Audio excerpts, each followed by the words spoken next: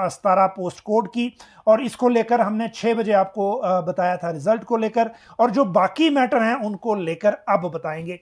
अब आप देखिए, सबसे पहले तो ये कि जो दिन को सुबह ही रादर बहुत सारे जो हमारे व्यूअर हैं उन्होंने एक जो आरटीआई के थ्रू जो एक डॉक्यूमेंट जो है वो जो प्रिक्योर किया था लॉ डिपार्टमेंट से, और ये जो किसने किया था वो भी मैं आपको बता दूं, जिनको ये मिला था, जो प्रिक्योरमेंट हुई थी वहां से।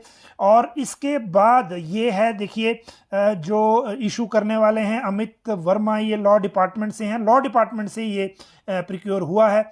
और इसके बाद ये आगे information given to Shri Saurabh Sharma under RTI act, इन्होंने ये लिया था।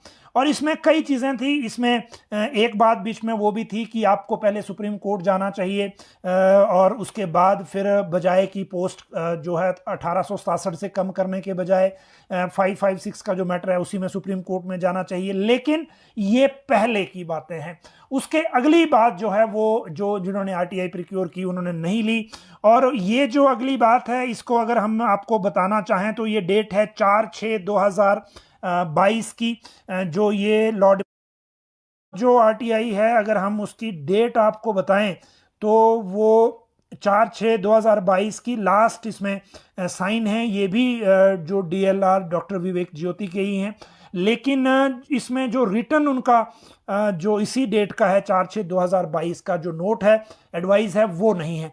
अब इसमें देखिए लास्ट पैरा में ये कहा गया है, in view of the submissions made by AD in N158 onward and the facts that emerges in the discussion with the representative of AD यानी कि जो personal department, it can be inferred that out of the post advertised in post code 817 the post of post code 556 may be deducted। इसमें आप ये देखिए deducted शब्द है, hold शब्द नहीं है, तो may be deducted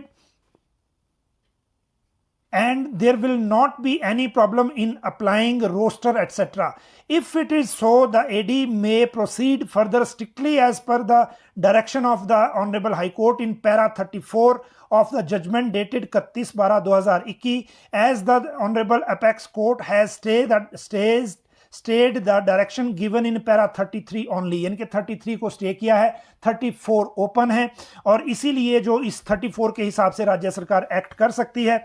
in view of the position discussed above, the AD may take a conscious decision in the matter, this has the approval of the legal remembrancer, ये यानी कि सेक्रेटरी लॉ की approval इसमें है।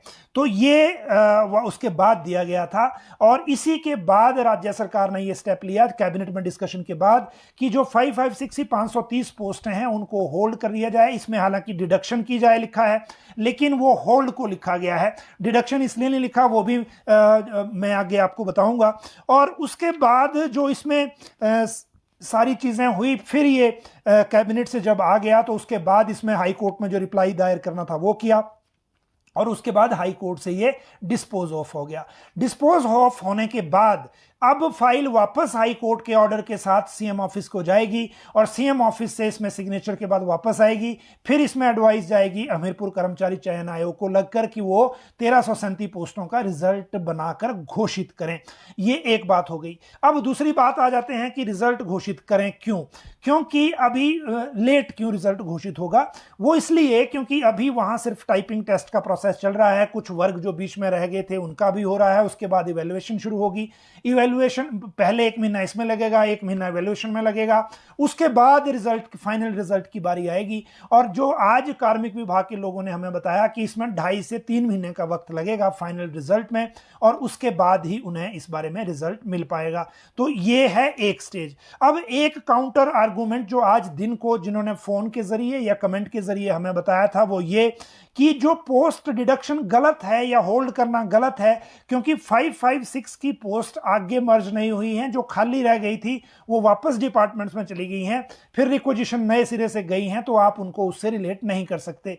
लेकिन जो कार्मिक विभाग है उनका कहना है कि उनका जो रिप्लाई है इसमें 6 दिसंबर 2019 को जो रिप्लाई दायर किया गया था कि हमने 556 की जो भर्ती प्रक्रिया है उसको कंक्लूड कर दिया है, उस रिप्लाई को हाई कोर्ट ने सेट असाइड कर दिया है। तो जब सेट असाइड कर दिया है उस रिप्लाई को, तो वो पोस्टें अलग नहीं हो सकती, इसीलिए उनको होल्ड किया गया है। और फिर सुप्रीम कोर्ट से जिस तरह का डिसीजन आएगा वो पोस्ट जो है उससे इफेक्टेड रहेगी, और उससे अलावा जो पोस्टें हैं उन पे नौकरी दे देंगे, नियुक्ति दे देंगे।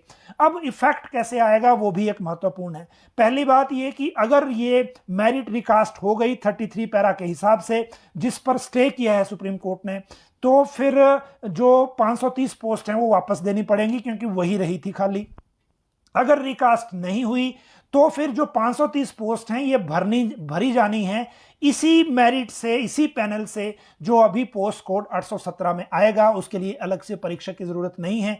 अगर रिकास्ट नहीं हुई मेरिट तो आपको 817 में पूरे 1867 पोस्ट मिल जाएंगी। अगर मेरिट रिकास्ट हो गई तो फिर 530 उसमें से खत्म हो जाएंगी। ये अभी तक लीगल सिनेरियो है, और इसके लिए हमने जो कार्मिक विभाग से लेकर लॉ तक जितने भी लोग हैं जिनके थ्रू ये फाइल निकली है उन सब से आज डिस्कशन किया, और उसके बाद की जो पोजीशन है इस मैटर में वो हमने आपको अभी बता दी।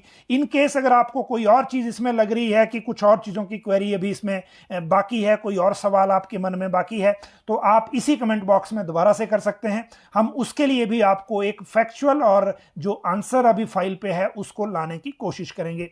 अग्निवीरों के लिए